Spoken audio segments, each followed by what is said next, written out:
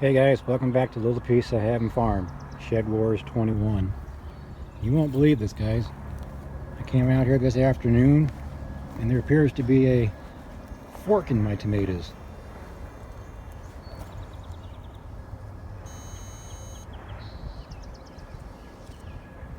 You know, these are tomato plants, so I'm not sure why it's trying to grow silverware.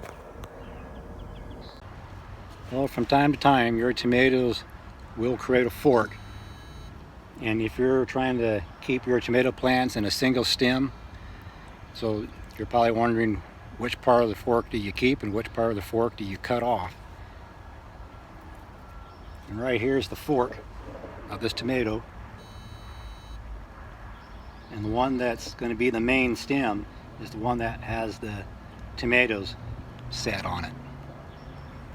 As you can see on the other fork, you don't see any tomato sets until you get way up here. So you would remove this one and you would keep this one. But for me, I just keep both forks.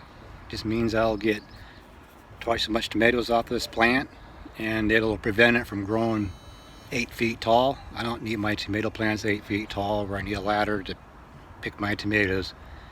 If you have them forked, they'll probably just grow 4 to 6 feet tall, or on average, on my property anyway.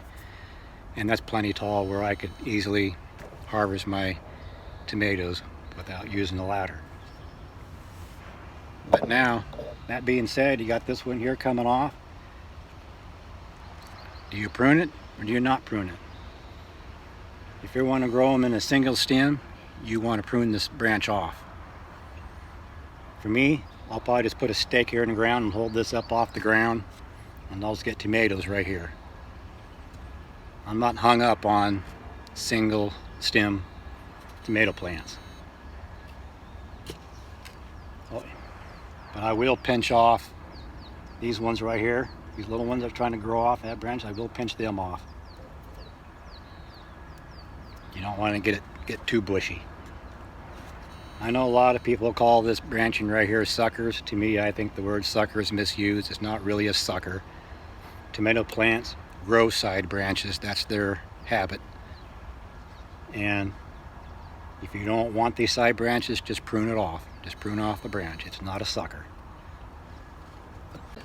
And as my tomatoes plants grows up my fence, I mean, you could either tie them off to the fence, or you could weave them through the fence. See, I got the top here pushed, weaved through. Got this here leaf pushed in through. Leaf right here pushed on the other side, and that'll hold them up. You don't necessarily have to tie them up, but I know occasionally you're going to have to. But I like to weave them through the fence as much as I can and use less ties. You know, like I said, I like to leave both forks on my tomato plants and maybe some side branching, but I will pinch off most. You don't want them to get really bushy. And like these little ones right here, just starting, just pinch them off.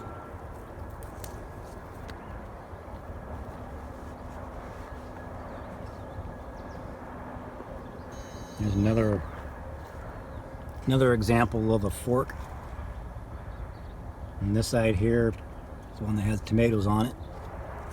And this branching here doesn't have any until you get way up here on it. As you can see, I've kept them both.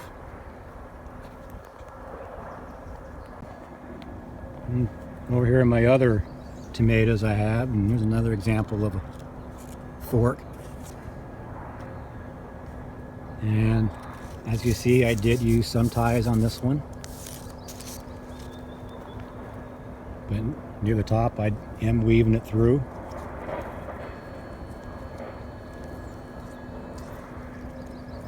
Weaving the leaves through. That will help hold them up. I mean, either way works. Either weave it or use ties, or use both. This tomato here, I believe you call that cat face. That usually occurs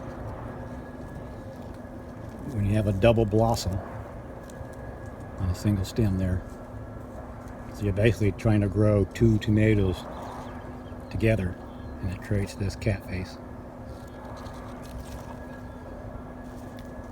Some flowers here. Let's give it a little shake to pollinate it.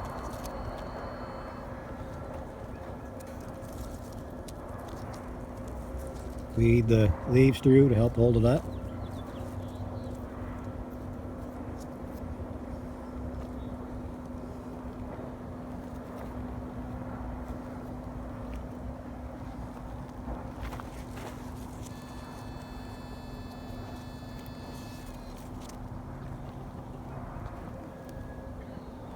Here's a good example where I'm weaving it through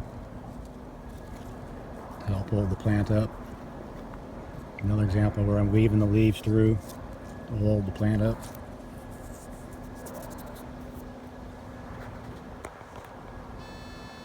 Anyhow, while I'm out here, I'm going to harvest some of these radishes. They kind of got away from me. I'm not too sure how good they're going to be. It's a nice big white radish.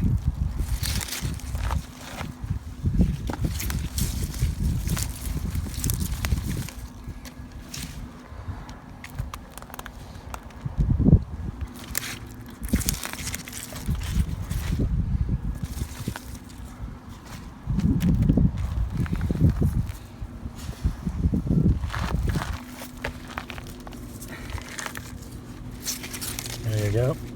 There's my radishes that I've harvested. I got a feeling this one here might be too woody. Might be a little too big. But I'll take it in the house and give it a shot and see what happens. Alright guys, thanks for stopping by a little piece of Ep11 Farm. And I'll catch you guys on the next one. Go Team Aquarius.